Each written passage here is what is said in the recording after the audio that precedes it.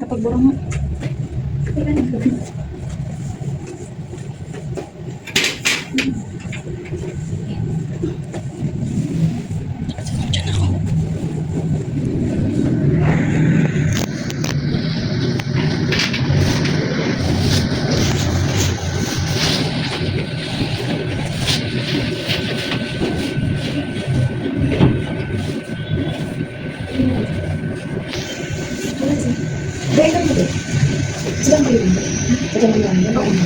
Kasi ikaw ba?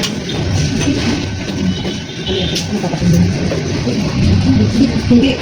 Ano ba? Hindi na kayo.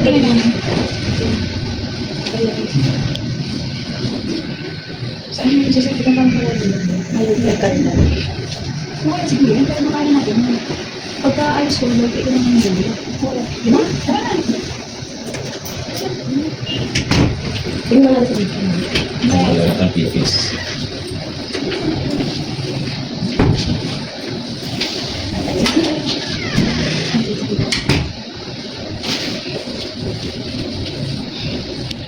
Sige, na hindi. Pabaliktad, bebe. Hindi ba? Pasok mo. Baliktad ano? Sige, ito. Okay na. Bulong-bulong. Ayan.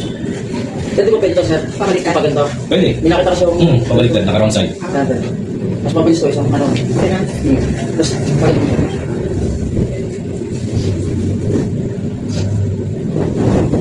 So, balik ka rin nyo lang. Okay, pagpalitin nyo. pwede mo siguro na. Pagpalit kayo ng door. Kasi baliktad yung ano nyo. So, dapat ito yung nasa ilalim. Ito yung nasa iba. Wrong side, right side. Wrong side.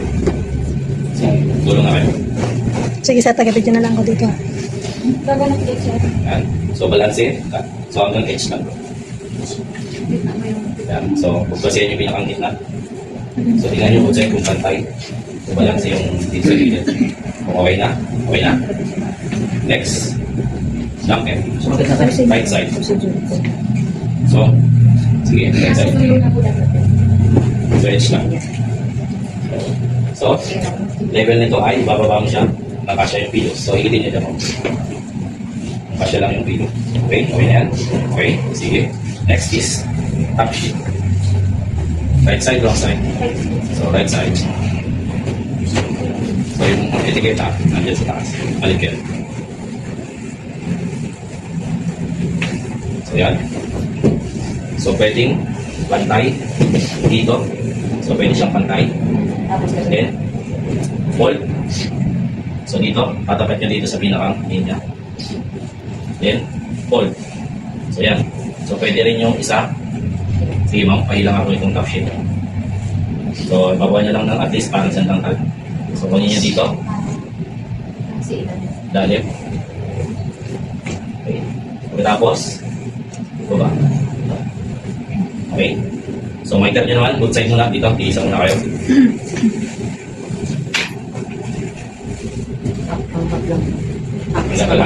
Hap lang daw yun. So, habang pinamaitan nyo, hinihilan nyo na rin para at least nawawala yung wrinkles or crumples. Okay? Sige, hanggang dyan sa may bagong ano na yun. Okay na? So, ilahin nyo naman isa-isa.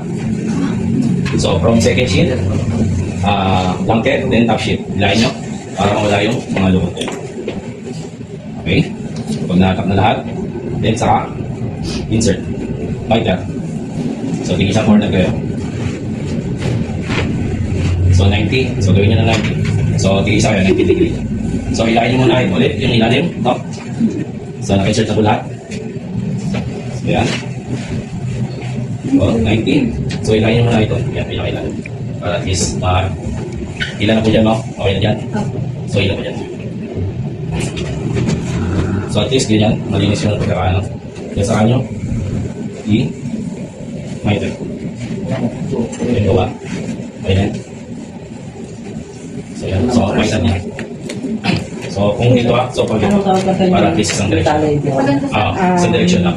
Yung pinakauna. Diba? Malinis yung pagkakaano. Yung matres.